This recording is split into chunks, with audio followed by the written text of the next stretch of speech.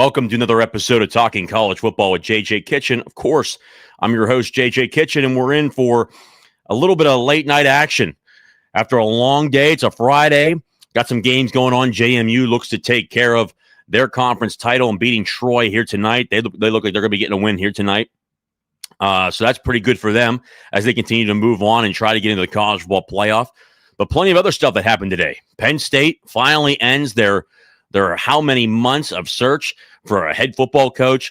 Obviously, we'll be able to talk about tonight Pat Kraft's comments. I mean, basically, when you listen to his comments in those audio tapes, one, it sounds like Oregon truly broke him. I mean, the hatred he has for Oregon is pretty wild. Comments about Michigan, comments about the rest of the Big Ten, how everybody else in the Big Ten's garbage besides Ohio State and Oregon, and Michigan sucks, and how Happy Valley is not a good place to recruit, and it's hard to recruit to Penn State because it's in the middle of nowhere. Players confirm that.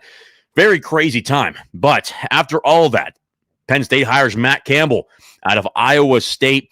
I think people were saying probably like the 13th or 14th try after a head football coach.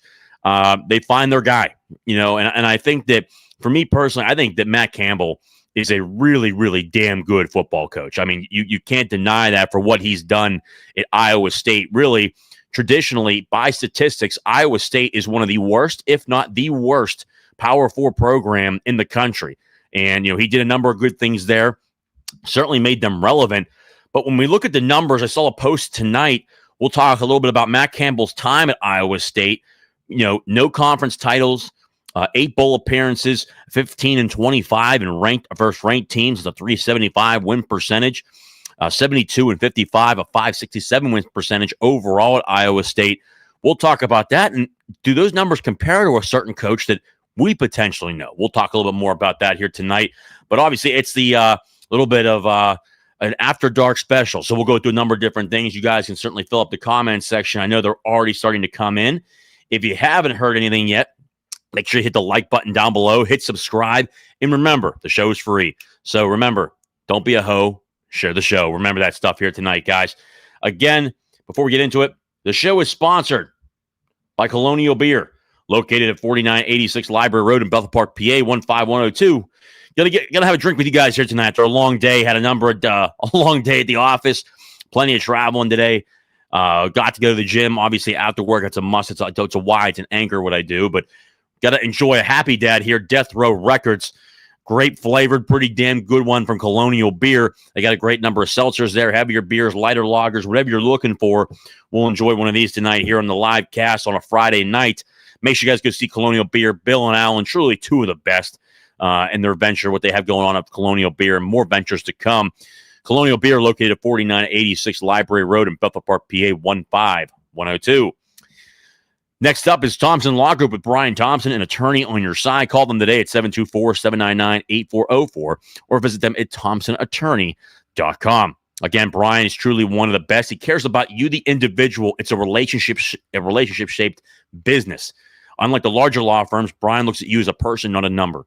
He'll guide you through the process from beginning to end, getting you the results that you need. If he doesn't know an answer or a question, he'll make sure he guides you to the end of the process and gets you in front of somebody who does have those answers.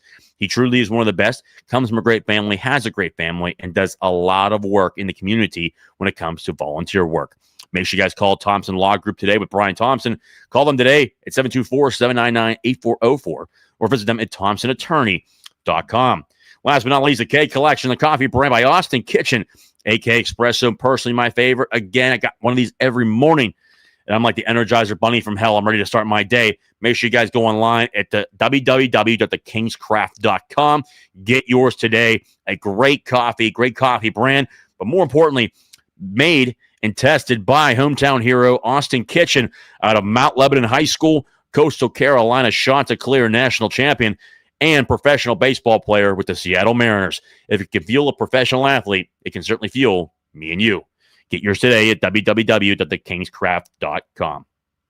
Well, guess what? We're going to go ahead out of the special here on Colonial Beer. We're gonna open one up here, Death Row Records.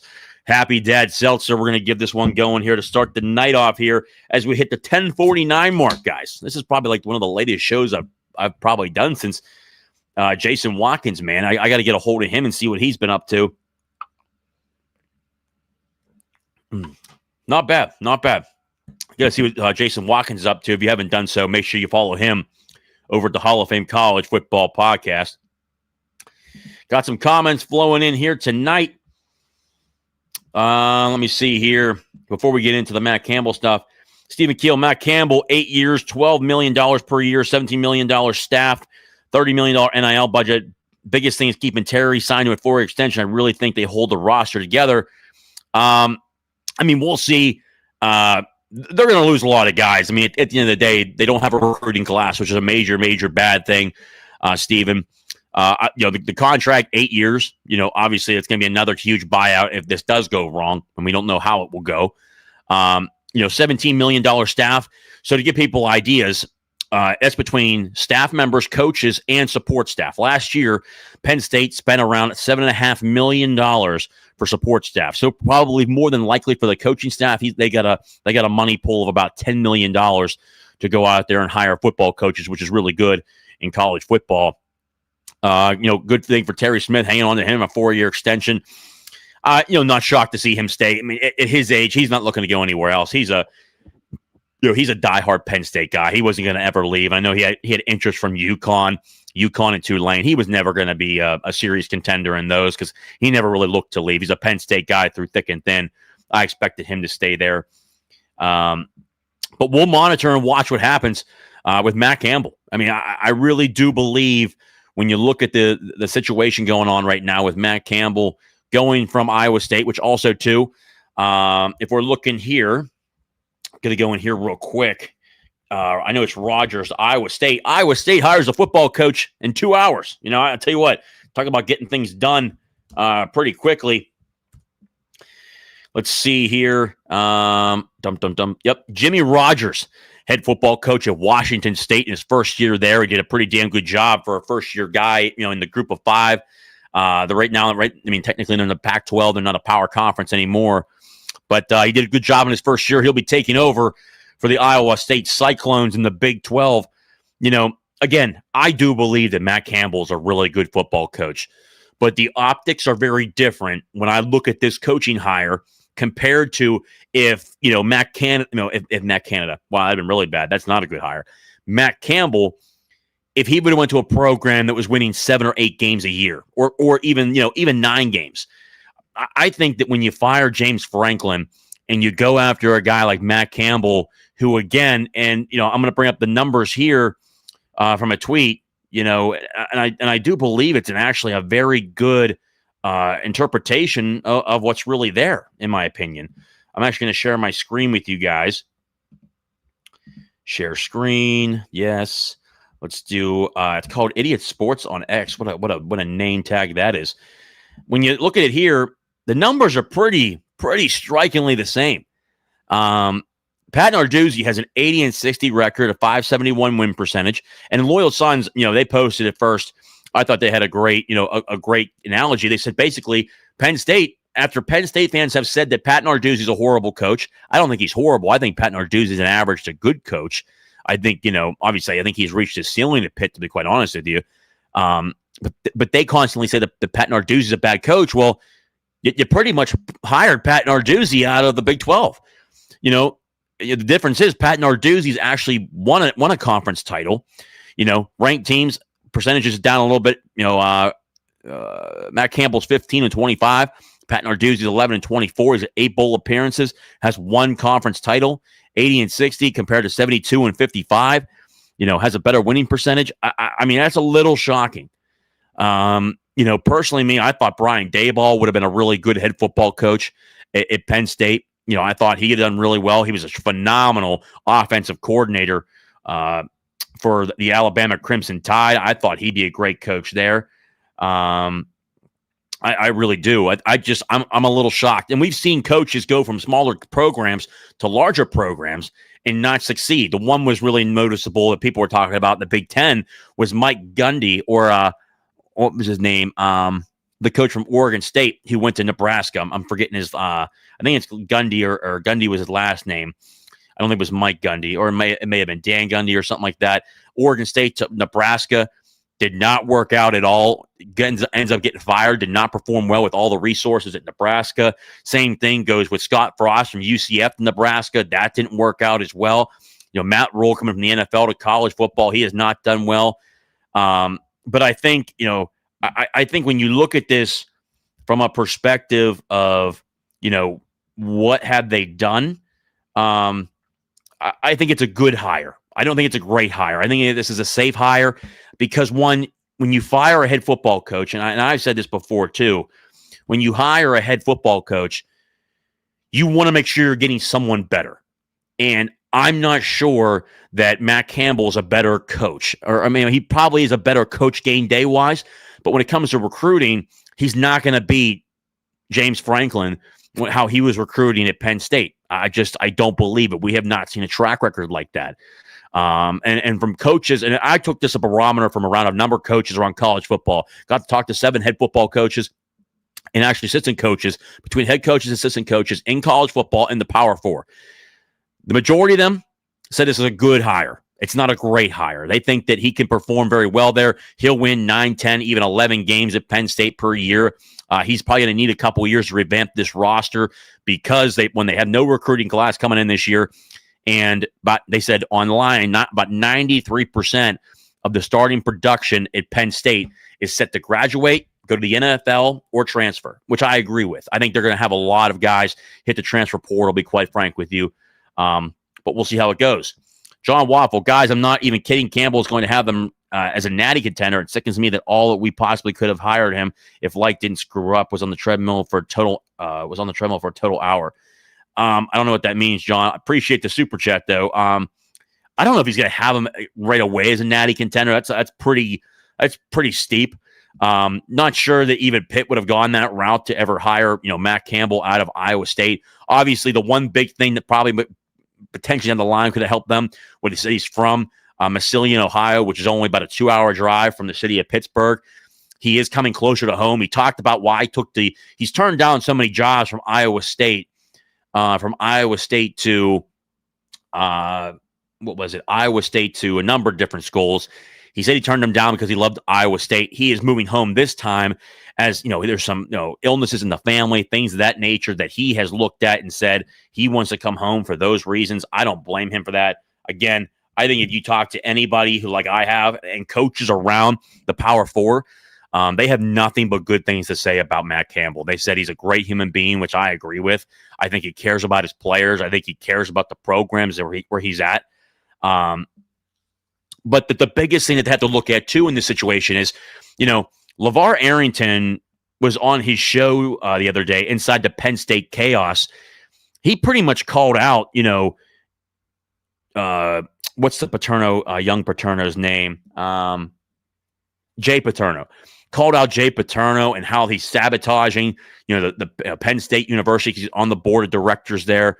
He's talked about antagonists outside of the Penn State program with commentators trying to clear Joe Paterno's name and clear Jerry Sandusky's name, which, again, we've talked about before here, is absolutely disgusting that people are still trying to push that narrative. I mean, the guy was guilty. I mean, he went through the court. He was guilty. Plenty of victims. I mean, it's been absolutely ridiculous to this point. It's just they keep going back to it. And LeVar Arrington even said, trying to erase what happened is even worse. What they're doing. I just think that Penn State, they have a lot of resources there for sure. But I think that what we learned in this cycle is that Penn State is not a top 5 job, is not a top 10 job. They got a lot of head coaches paid, and a lot of head coaches new raises. They could have made more money at Penn State. They didn't take it. They got raises and whatnot, but not to the level what Penn State could have paid. That is certainly questionable. I think when you go through this from a beginning standpoint. Going through here, a number of comments.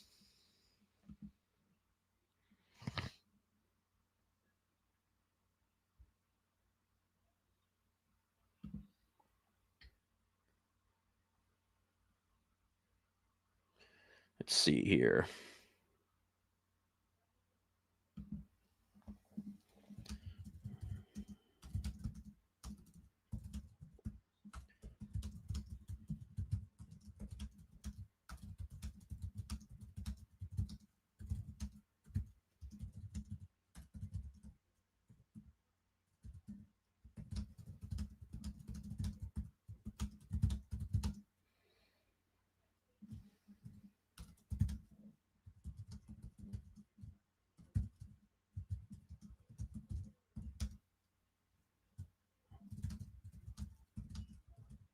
Let's see here.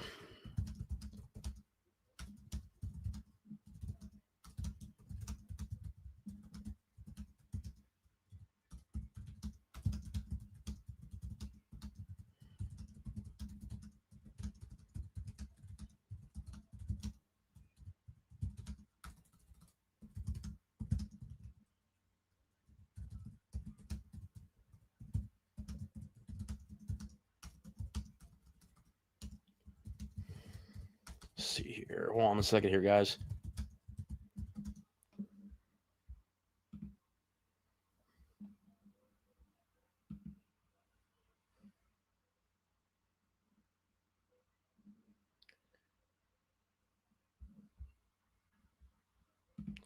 All right, there we go. Nothing there. Let's see. We got another super chat here.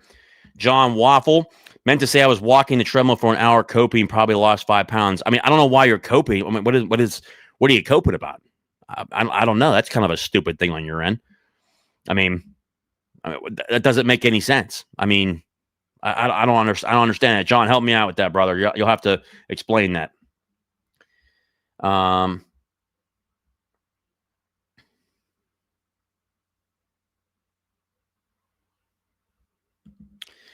Matt Campbell was never coming to Pitt. He couldn't wait to leave Pitt. Great coach, natty contender. No way. Yeah, Scotty Trotter. I mean, no one's saying that he was gonna, that he was gonna come here or whatever like that. We weren't even looking for a coach or nothing. That's just pure speculation. But I mean, he couldn't wait to leave Pitt. I mean, what does that even mean? He was here as a player for like 1 year and then went to Mountain Union and what, D3? I don't know what you mean by that. That doesn't make doesn't make a lot of sense.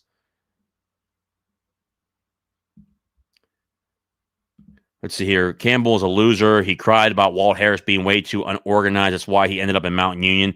You don't make fun of Walt, period. I mean, I don't know. I mean, I wouldn't know very much about that. I mean, all I know is he went from Pitt to D3. I mean, hey, he did well there. I mean, $10 million a year over 8 years is the 10th highest paid coach for a guy who had 56.6 winning percentage at Iowa State. Are these schools even going to learn to be fiscally responsible? Yeah, it's a great question. That's just me. I just think if it was different from like a team like Penn State where you just fired a coach last season, you were in the playoffs, you were in the semifinals, a game away. Yeah, you blew it. I mean, obviously, just bad play calling down the stretch lost you that game.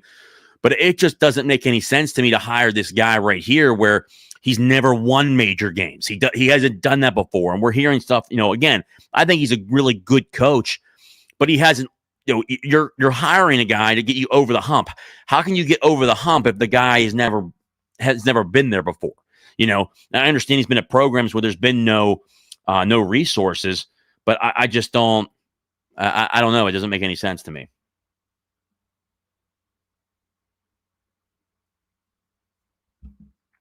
JJ, you are way more on brand than Chris Peak. Never wears Pitt anything. I mean, yeah, but also too, don't give him a hard time though, because at the same time, he is, guys, I'm a podcaster. You know what I mean? He's actually a reporter. I mean, I'm not in the media. This is a purely like a fan thing, and also too, just getting to talk to you guys and to have a, like just a good, relationship with you guys. Talk about more, just really what's going on in college football. More importantly, Pitt football. There's a lot of good stuff happening with Pitt. Good comment here. He ain't Urban Meyer. I agree.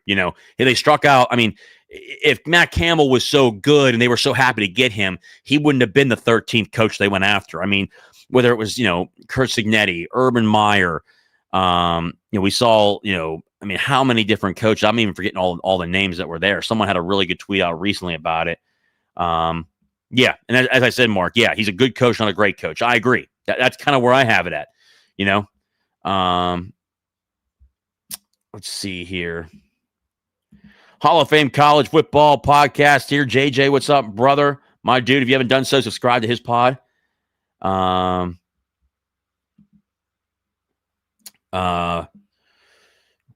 Riley, thank you. Yes, USC, Oregon, Detroit Lions. I don't know what that means, Steven. Yes, Riley. Yes, sir. Thank you. That's his name. Mike Riley. That's what it was. Let's see here. Thank you guys for the super chats. We'll get more up on there once we see more. Let's see here. Um, ba, ba, ba, ba, ba, ba, ba, ba.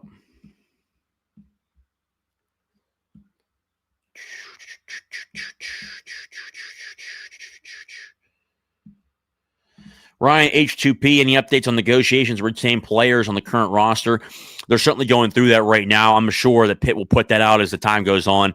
Obviously, there's been a deal that's been struck, obviously, with Mason Heinschel. I think that will come out at a certain time period. I think Pitt probably wants to find out where they're going to be going bowling at, things of that nature. That kind of stuff's all in play right now. I wouldn't even be shocked if you kind of see this coming week or the week after, you see some news about guys coming back and some of those names popping up. Any names in the Pitt looking at in the portal yet? You haven't heard nothing yet. I mean, they've obviously offered guys. I'll do a more deep dive of who they're looking at. Again, we've talked about offensive linemen, defensive ends, and then potentially some, maybe one or two defensive tackles, larger in stature, to go with our speed and agility guys in the middle there.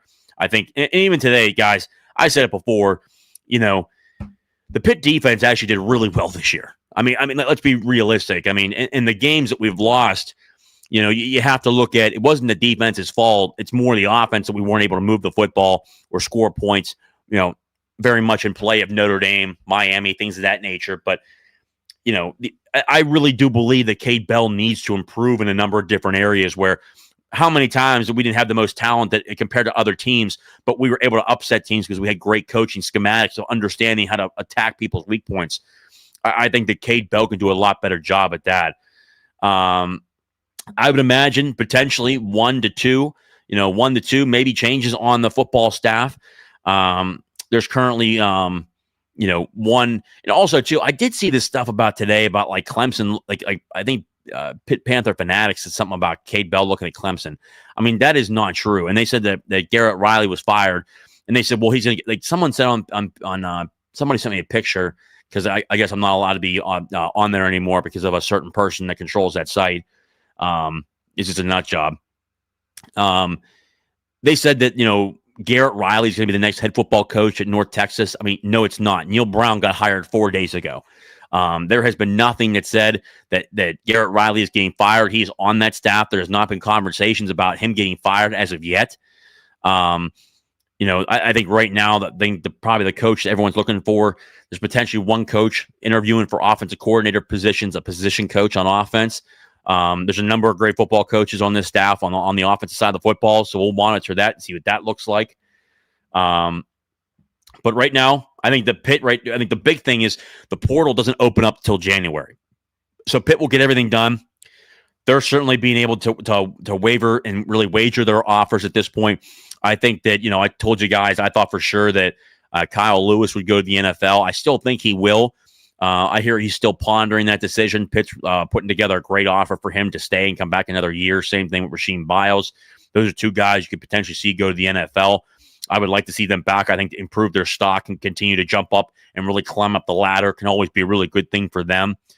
But the linebacker group, I think when you look at this team, the linebacker group is going to be great. Even if Rasheem Biles and Kyle Lewis go to the NFL, you still got Braden Lovelace coming back. You've got Cam Lindsey coming back, Jeremiah Marshland, Jaden Bonsu. You've got guys like those there. Emmanuel Taylor, Manny Taylor. He's going to be there. Davin Bruton. And then a guy that I think that people need to pay attention as is a true freshman. There's going to be 2 freshmen that I think that could potentially play. Desmond Johnson, linebacker, 6'2", 195. We talked about out of Northwestern High School out of Miami, Florida. He's one. But the number 2 guy that I think that could be playing right away, Marcus Jennings, 6'2", 210 pounds. He's already built like a prototypical Pitt football linebacker playing with the Sharks at a Cass Tech in Detroit, Michigan. I think that could be a guy that could play very early at the linebacker position. I think he's that good. I think he's physically just a physical specimen. Let's go through that here real quick. Some of these guys we talked about during the week. If you guys did not see the live show on what was it, Wednesday? Trying to think here. Is Boozy Turner staying at Pitt? Yes. Let me see here. Would you?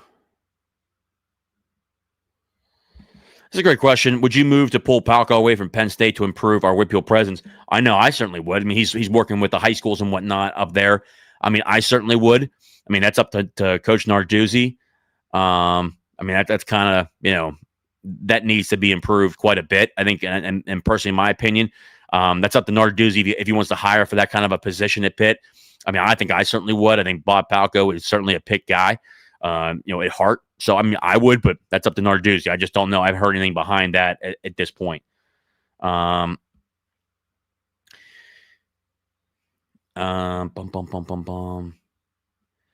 Jobs Campbell turned down. Yeah, he turned those down, though, at the same time, though, because he wanted to stay at Iowa State. And we talked about it, Stephen, that, he's going closer to home now, which has been a really good thing for him because, one, he gets to be closer to his mom, who is unfortunately very ill at this point. They talked about that at Iowa State, which also, too, major props to Iowa State's athletic director. I like that guy a lot. There's no bullshit in between with that guy. Said, Matt Campbell owes, Iowa State nothing. He talked about the illness with his mother and why it's good to go home because it'll make a lot of sense to go closer to her while she goes through this battle with this illness. And then his daughter's going to school in like the Maryland, D.C. area, being closer there. It just makes a lot of sense. And it's just that the timing was right. I mean, it's kind of what it was at this point. Do you think we'll be playing Penn State in the bowl game? Possibly. From my sources, I think that I'm like 95% sure Penn State has agreed to the Pinstripe Bowl. That is personally what I was hearing. Pitt would beat Penn State by 60. I mean, they've certainly lost a lot of players. I mean, that is for sure. With guys in the portal. I mean, Stephen Keel, I mean, don't get me wrong. I think that obviously Penn State has more resources at this point, obviously.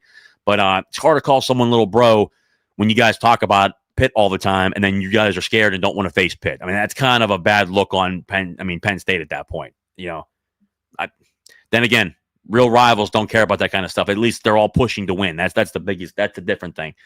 I give props to West Virginia. They're not scared to face their rivals, but also too, Penn State, West Virginia talks a lot of smack for a team that has, 6 losing seasons in 8 years. I mean, they got to get their shit together because that program's in mediocrity right now.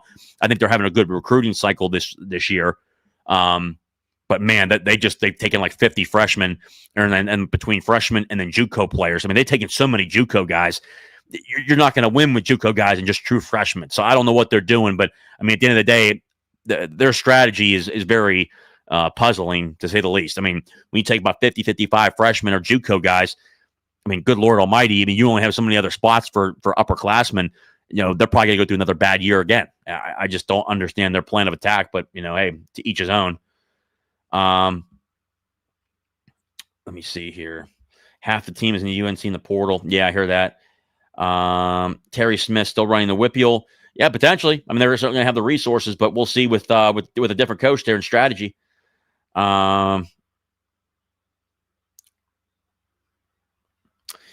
Penn State would play Pitt home and home games. Just don't. John Waffle, 9 natties, remember? Yeah, I mean, he's talking about John Waffle here. Thank you for the super chat. He's talking about 9 national championships at Pitt. Yes, I agree. Big Penn State would play Pitt with a home and home, but home and homes just don't make financial sense. I mean, that kind of doesn't make any sense for Pitt then either. I mean, why would they do a 3-for-1? That makes no sense, especially for a team, a team like Penn State where, it's not like they're in natty contention every year. I mean, they are absolutely horrible this year. That doesn't make any financial sense for Pitt to do that. That would be a waste of Pitt's time.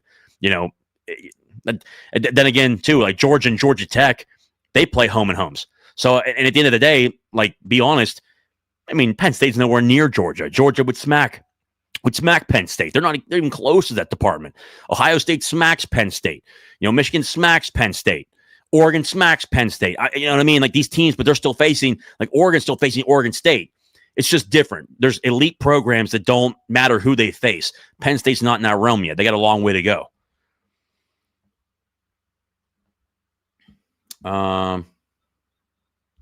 Maybe it'll change with Franklin gone, possibly. I see we got some West Virginia people in here.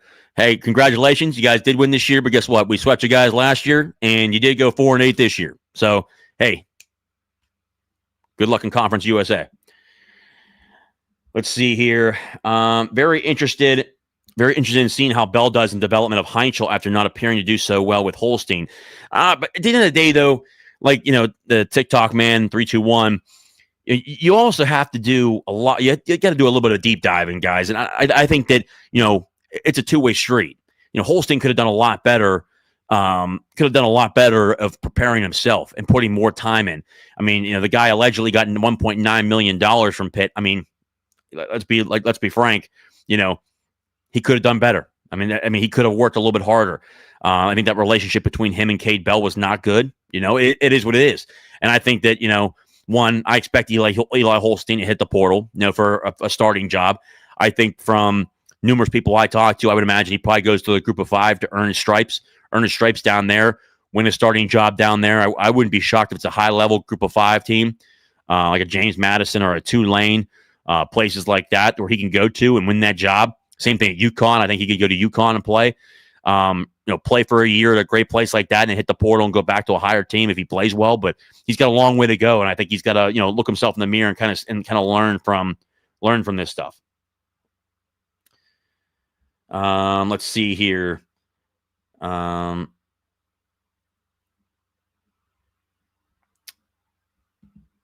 Campbell might push to play Pitt. Who knows? Yeah, who knows? I agree. Things can change. Who knows? Holstein, a long way. Let's see here. Did you see what Taka's Pitt is saying? No, I didn't see that, John Waffle. I don't know. I don't follow him. Will Kenny Johnson be back? I mean, right now, yeah. I mean, it's early, guys. It's like 1 or 2 weeks in the offseason. I mean, we see how this stuff goes as the season goes on. The good thing is, though, there's only one, for people who don't know, there's only one portal session this year. It's in I think it's January 2nd, and it's open for 2 weeks. After that, it closes, and then that's it. If you're not in the portal at that point, you're out. So I think we'll know more about who's going in the portal. Again, like any other team, guys, we're going to have guys go in the portal to get more playing time. Every team across the country right now, I mean, heck, USC lost 3 true freshmen that started on their defense today. I mean, the one kid as a defensive end who's an absolute stud. I mean, guys, teams lose players. The whole point is go back in the portal, grab another guy. That's kind of what they need to do. And I know Pitt's going to be aggressive with offensive linemen and preferably defensive ends, but I wanted to talk to you guys again as we talk about it here. Let's see. Going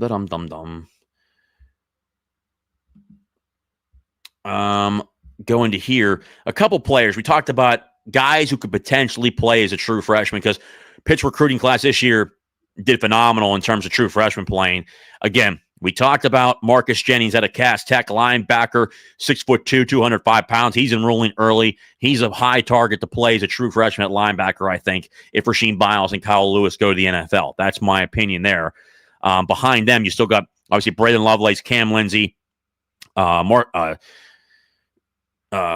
Jeremiah Marcelin, and then you have Jaden Bonsu. I mean, those are 4 guys right there that we have 100% returning next year for sure.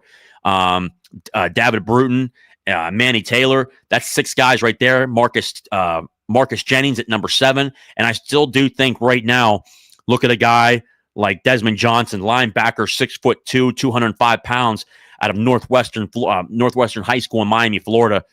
I mean, you got 7 guys that are going to be ready to go already next year. Those 2 guys, Desmond Johnson, then you have Marcus Jennings, who I think Marcus Jennings will be the number 1 linebacker in this class. I think that's just how good he is at Cass Tech. Phenomenal job by Archie Collins. And then you have, who in my opinion here, let's see here, Reston Lehman. I got to talk, and if you guys did not watch the National Signing Day show, I suggest you go back. So I talk about all their offers. Pitt did a great job of getting talent this year with the amount of offers that you have. Because one, if you have more than 9 or 10 people offers, I think you're a damn good football player, and all those guys have. I think we took 2 project guys, in my opinion, in this class. The one guy that I talk about here, Reston Lehman, hometown hero, Whitfield kid out of Peters Township, 4-star defensive end. This dude, 6'4", 235 pounds. I mean, he's already physically built to play as a freshman.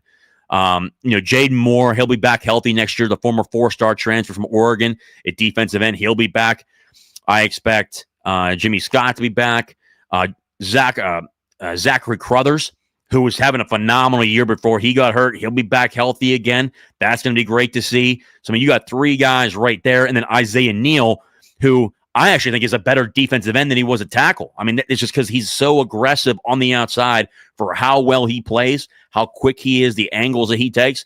I mean, that's right there for defensive ends. I expect Pitt to go in the portal, get maybe at least 1 to 2 more. But also, too, look out for true freshman who will be a redshirt freshman next year, Juju Anderson. I mean, he had a hell of a spring camp, fall camp. I think they did a good job saving his red shirt. He'll probably be able to go next year, too. That's 5 really 5 good defensive ends. I still think Pitt goes and gets 2 more to add to that defensive end room. But Reston Layman, again, man, 6'4", 235. That's your prototypical Pat Narduzzi defensive end. And I think he's got a very high potential to play as a true freshman. And again, talk to his defensive coordinator at Peters Township, who's actually Donovan McMillan's dad. Coach McMillan said by far in his coaching career, probably the best kid that he's ever gotten to coach. And that's pretty high coming up, with the guys that they signed from this last class and for how many guys that, Coach McMillan has coached in high school football. So that's going to be really good. Reston Lane would be one guy to watch for sure.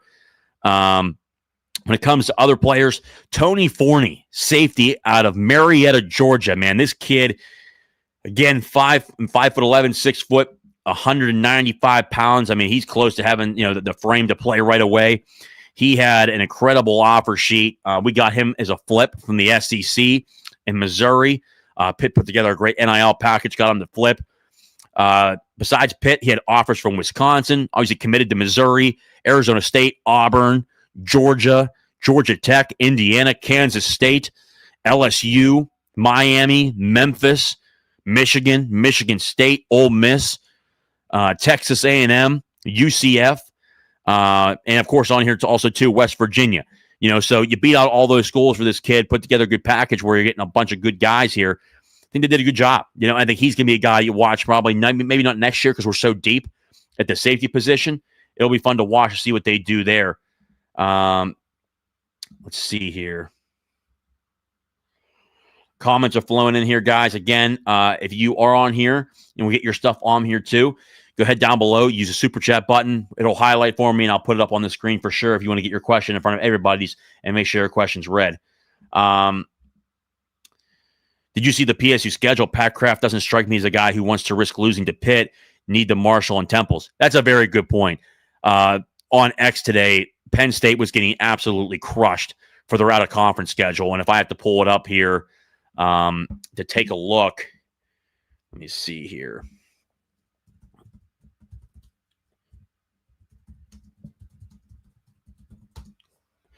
Penn State football schedule, 2026. Let's see here. We can go to future schedules here.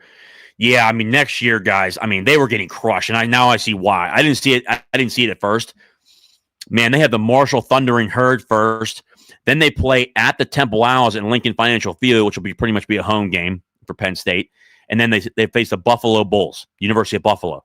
Yeah, I mean, their out-of-conference schedule is absolutely horrific. I mean, then they face their in-conference schedules, Maryland, Michigan, Northwestern, Minnesota, Purdue, Rutgers, USC, Wisconsin, and Washington Huskies. So in reality, damn, man. I mean, maybe USC. I don't know. I think Matt Campbell has a chance to if he plays his cards right and builds the roster right, he's got a chance to be very successful next year. Damn, that's an easy ass schedule. Oh my Lord. Let's see 2027 real quick. In 2027, Penn State faces Syracuse at Beaver Stadium, Delaware Blue Hens, and Temple Owls again. I mean, good Lord Almighty. I mean, that's some cheeks. Ew, man, that's a easy ass schedule. Good Lord Almighty. Wow. Yeah, there's a lot going on there. Yeah, not a good schedule at all. Very good point in your end there. I didn't know it was that bad. Let's see here. JJ Kitchen, please tell me you aren't a Beto's guy. What Beto's? That's Beto's is the one on Banksville Road, right? It's like the cold pizza, like the cold cheese on top. This is a great topic, by the way, too. Also, too, I could probably put it out here tonight. And I think you guys will actually like this. Talking about food, by the way. So I appreciate you bringing this up because it's actually just totally reminded me of it. Guys, myself, Eric from the Bird Cave, and you're hearing this now as official news now. We are putting together, I'm going to look at a place tomorrow. Myself, Eric from the Bird Cave, and Harry Paceris from Pittsburgh Sports Now is going to look at a place over in, I want to say, towards like West Allegheny, or is it like the Robinson area or out there? It's called, the place is called Celebrations. It's a bar and grill. They have a really big place out there where you can have a ton of people. Guys, we're thinking about doing it. If you watch this show, people have asked about meeting up in person, doing an off-camera interview where we get to talk about everything, and I mean everything from behind the scenes with what I know is going on at Pitt, coaching searches, players leaving and going, everything with Pitt football. We're looking at a place tomorrow at like 2 o'clock. We may have an upcoming meet and greet with you guys at Celebrations. It's a really good place. We're going to see it tomorrow. They got really good food up there. Eric, they know the owners. Harry Paceris knows the owners. We're going to go take a look at it, see if they got some time here this December. We're talking about maybe doing it in 2 weeks before the holidays start. We'll be able to put something together. We'll get you guys more information. But if you guys do like that, and you guys would meet up at a nice big restaurant where we have, it's a bar and grill, drinks and everything, food. If you guys would do that in the comment section, let me know right now if you feel like that would be a great thing you guys would want to do and meet up. That sounds like it'd be a lot of fun. I'd like to thank Steve Peterson for that away game at UB. Yeah, I know. Who's better, Notre Dame or Miami? Miami. Head-to-head matters, guys. If head-to-head doesn't matter anymore, then the sport's completely lost. I mean, at this point, go back to the BCS shit and have them pick teams. Miami is the better team. Can you see Shanahan come back as head coach in a few years when Narduzzi is done?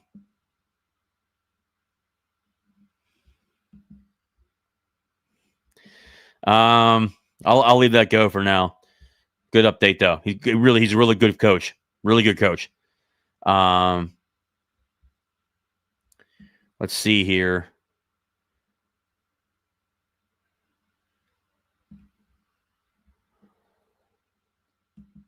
What is Pitt's war chest for NIL? Did they let it be known? No, not really. I think from allegedly, from things that I've heard, they were about 14 to 16 million this year. Next year, they're looking to go into the season with about 19 to 21 million dollars next year. Allegedly, from what I've heard from numerous sources.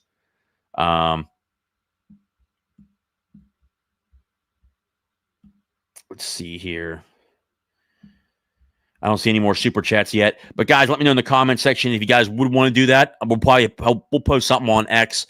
It'll be a lot of fun. John Waffle, another super chat. I really do think we should do the same thing and play William and Mary in Ohio's. We need to stop scheduling big out-of-conference games. Yes and no. Yes, because one, it's easy wins, like what everybody else is doing. But also, two, if you follow what's in the ACC, the one thing that's great is if your viewership is higher than everybody else's, you get extra money. Like Pitt is in a 5-year roll, Pitt has been in the top 6 for TV viewership, and they've gotten a lot of dough. Like this year, I expect they'll make well over $50 million in distributions this year with the high level of TV viewership. Has been phenomenal. So, doesn't employ Tino. I'd be happy with him return. I don't. Shanahan is really happy with Pitt. I don't know what that means, but all I know is he loves Pitt. I can tell you that right now, and I wouldn't be shocked. Again, from what I've heard from behind the scenes, he would love the Pitt job. But there's a lot of guys that want the Pitt job, and there's a lot of guys that are very high-level coordinators in P4 that would love that job. So, let's see here. Let's see. I was going to talk to you guys about something. Oh, yeah, possibly one more player that could play early. Wyatt Villarreal. Okay, out of Salina, Texas. Tight end, 6'5" guys. We finally got a great tight end in this class. 6'5", 226 pounds. A 3-star out of Salina, Texas. Really good football player at this point in time. He's got, if I can pull up here, let me see here. I have it in my notifications here. Let's see here. What the?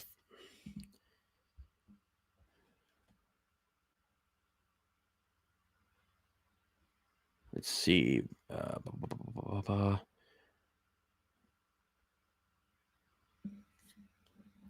Let's see.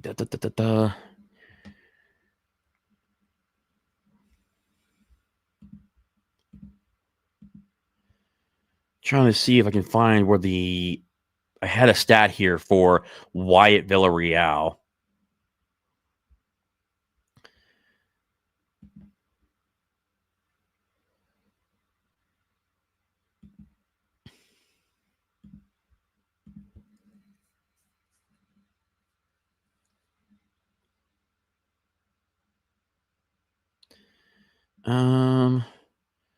Where is?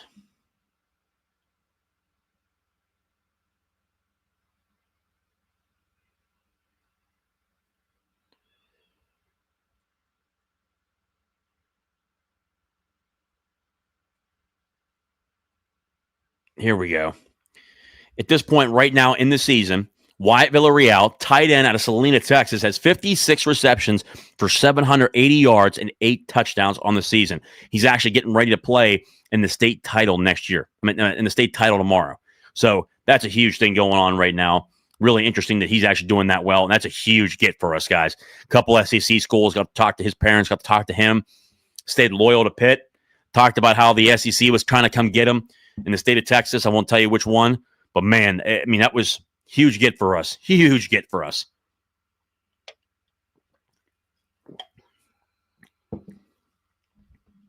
I really like both quarterbacks. I agree. In this class, again, if you guys had not done so, go back to the National Signing Day event. I talk about each and every player. Angela Rendell, one of the quarterbacks out of South Lake Carroll, South Lake, Texas, 6 foot, 180 pounds. Damn good player. Des Bryant, who played for the Dallas Cowboys, called him a freak athlete and said he's a hell of a quarterback. And then Pitt also got 4-star quarterback Corey Daly, quarterback, 6'6", 190 pounds, and has been killing it through the rankings right now. Out of Seguin, Texas, another Texas recruit, Damon Ferguson, a 4-star running back, 5'11", 190. Coach Lamar said that he is exactly like Desmond Reed. The only difference is he's much bigger and can take a lot more, brutal hits than what Desmond Reed can take. That's how fast this kid is, but a lot bigger. That's the good thing. Isaiah Simmons, a damn good linebacker in this class, 6'1", 205 pounds. I mean, damn good.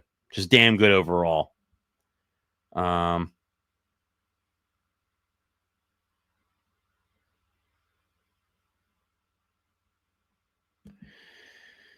Just joining the chat, Matt Campbell hates Pitt and isn't shy about it. Transferred out of Oakland after his freshman year. It wouldn't surprise me if he pushed back.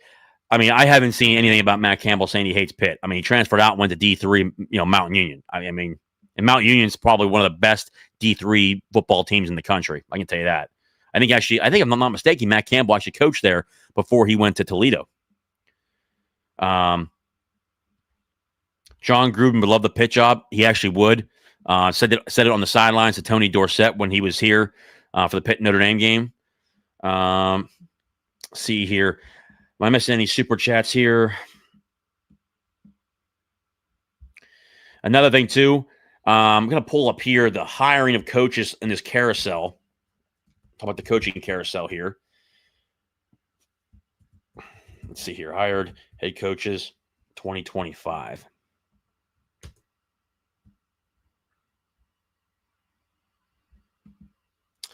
All right. So, let's talk about the coaching carousel here.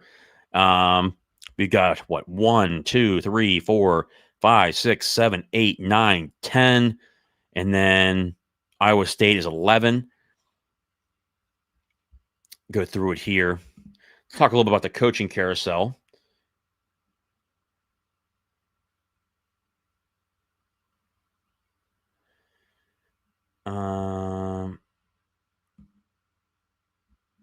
I don't know. I didn't see it. I mean,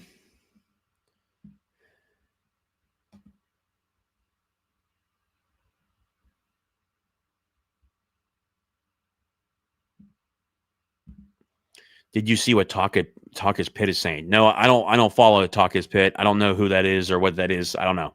Don't know him.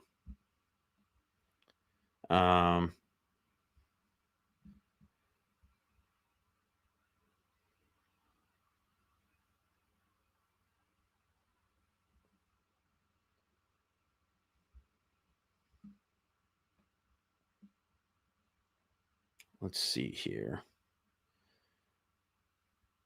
Good stuff there. All right, banners here. All right. Coaching carousel. All right.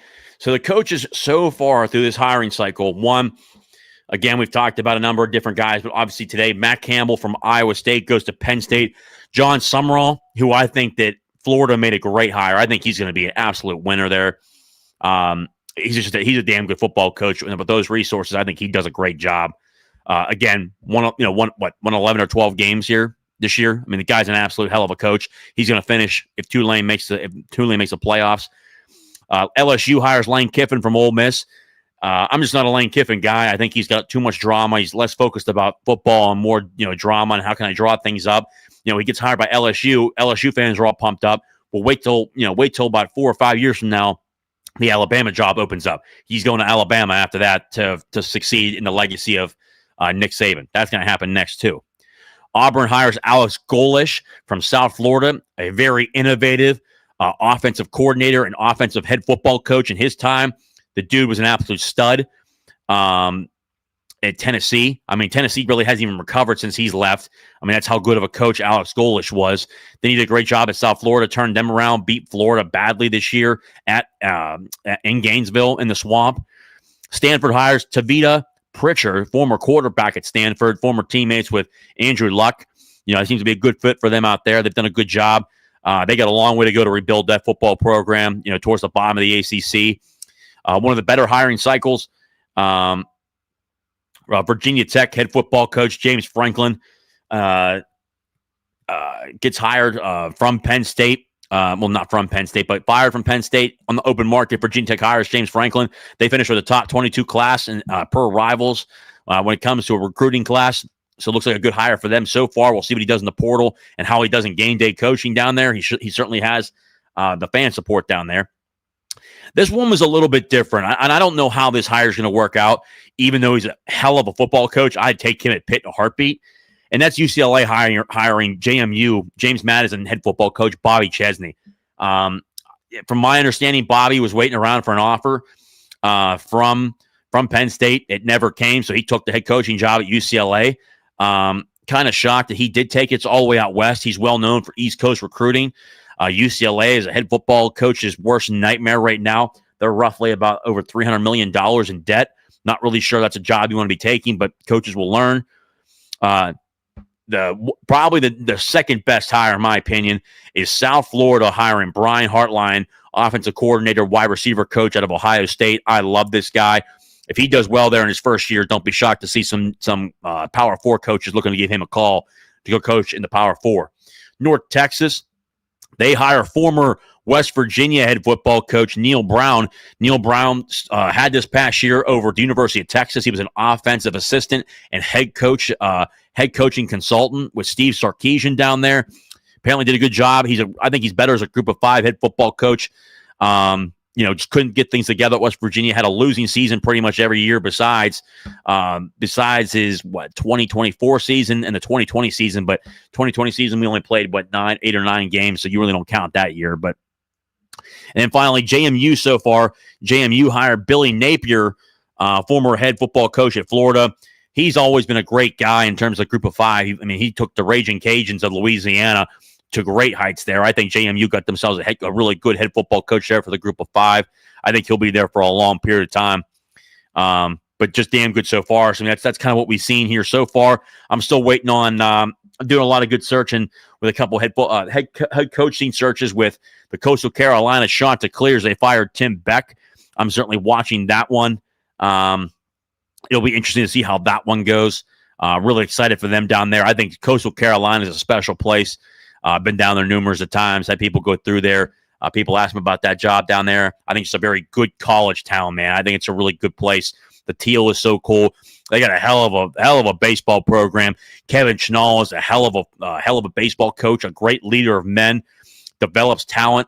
I truly do believe he's a top 5 coach in college baseball. That's kind of how I see it.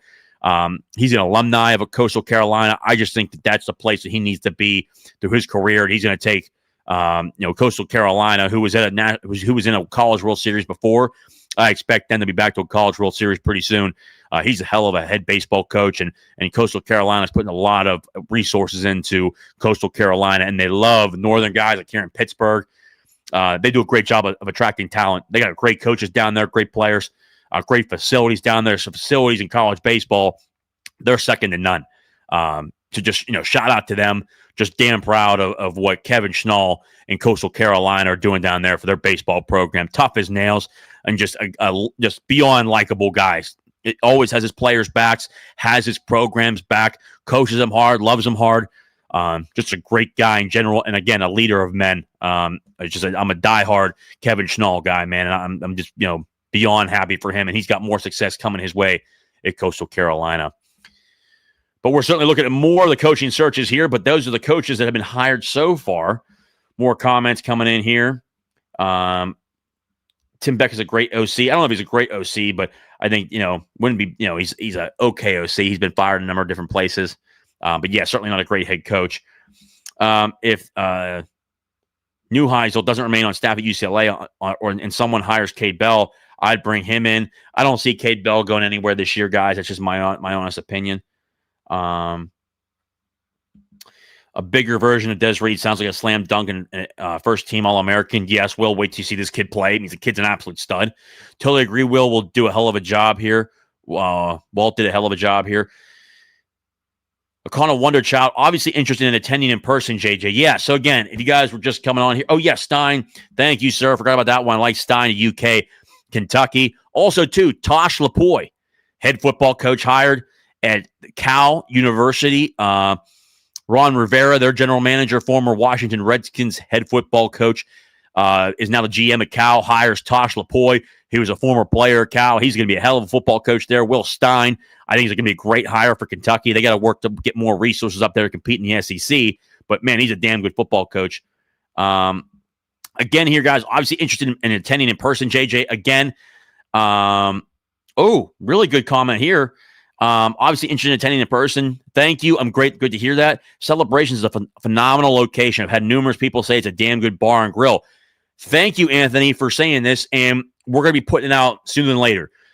We are going to do a live event, but the best part is, guys, it's going to be for everybody that shows up. We may even do something at the door, maybe, a little bit of entrance fee to get into the door.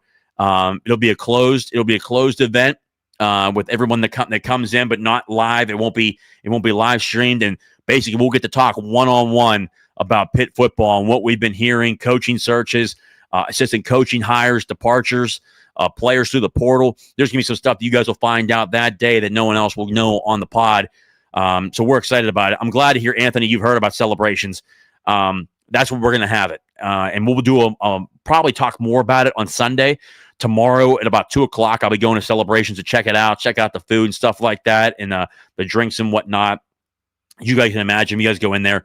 Obviously you'll pay for whatever food you want. The drinks and whatnot. Just a really good time to hang out in a huge ballroom they have there. I guess it's a huge banquet area. I guess very cool place. Sounds like an awesome idea. Let's go. Thank you. Pitt fan H2P. I'd be interested. Love to hear that. This place can fit up to like 200 people. So it's going to certainly be a lot of fun. We'll learn more about it. Guys, we will be live back on here for the Sunday conversation every Sunday, but especially this Sunday, Harry and Eric will be back for this Sunday. We'll be talking about, again, getting their thoughts on on the hirings around college football, Penn State hiring here.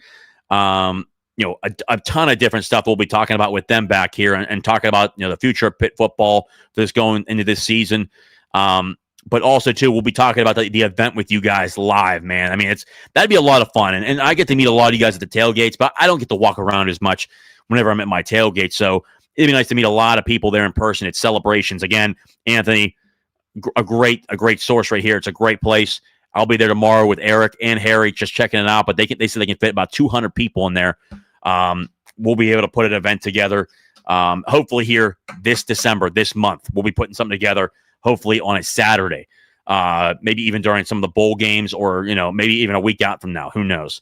But we'll keep you up to date. We'll talk more about it tomorrow. No, not tomorrow, on Sunday, I mean. WRW Pitt, was great tailgating with you, JJ. Thank you. Thank you, sir. It was great seeing you again, as always. What do you think it happens if Duke wins? All pure hell breaks loose. I don't think Duke will win. I think Virginia's going to win. I think Chandler Morris is a damn good quarterback. I expect them to win. But if the rankings are just absolute bullshit at this point, no group of 5 team should be ranked that high, in my opinion. But I mean, if Duke wins, I don't see the ACC unless it's Miami. I think the ACC could be left out of the playoff. We'll know bowl game opponent and destination by Sunday evening for what it's worth. Yes. And here's what I can tell you. From talking to numerous sources, I've been told that Penn State has agreed to play in the Pinstripe Bowl. That's what I was told. Pitt is up for the Pop-Tart Bowl, the Holiday Bowl, the Pinstripe Bowl, and the Military Bowl, from what I'm hearing right now. So there's about 4 or 5 bowl games that we're up for play for. Depends on what happens in the championship games tomorrow. So I'll be watching intently there. But numerous teams we could be facing in the bowl games, whether it's Arizona State, Arizona, Minnesota, USC. I heard about them, Penn State in the Pinstripe Bowl potentially. It's either going to be a Big Ten opponent, a former Pac-12 team that's in the Big Ten right now, or if we go to the Military Bowl, I think is it a G5 school? I guess that's in there. I'm not really sure. I can't remember, but a number of different places. But I mean, there's right now Pitt's looking at 5 different bowl games. We'll know more on that, but then also 2 on Sunday where Pitt will be playing. Is it Navy? But yeah, the Navy doesn't play in the Military Bowl every year, though. That's from my understanding. Pop-Tart would be awesome. I agree. Me too, Will. P.S. You can kick rocks, keeping it clean for the chat. Thank you. But yeah, Military Bowl isn't Navy, though. I think it's, what is it? It's not always Navy, though. I don't think it is. I'll have to double check on that. But also, too, the other one that's out there, too, I was actually told about the 5th bowl game, the Duke's Mayo Bowl in Charlotte. That's another bowl game that they'll be potentially up for. Again, and just so much stuff happens tomorrow. We'll see. But the Duke's Mayo Bowl would be a lot of fun in Charlotte, as always. That would be an ACC versus Big 12 game, I believe, if I'm not mistaken.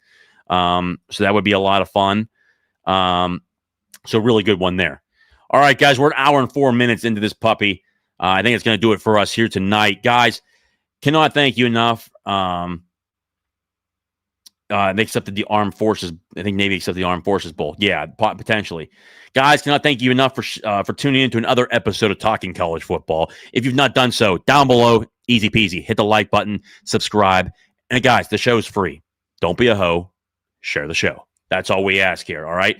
Well, guess what? Guys, if I don't see you tomorrow on a live stream, if something crazy happens or anything happens, I'll see you guys Sunday for the Sunday conversation. And remember, subscribe down below and go check the videos out. I'm dropping videos about each one of these hires coming up.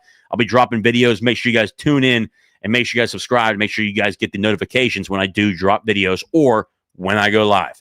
And Tulane just won the American title, too. So they just defeated North Texas 34-21. So that's another thing right there, too. Guys, cannot thank you enough, as always, for tuning in to another episode of Talking College Football with JJ Kitchen. As always and forever, hail to Pitt. I'll see you guys next time.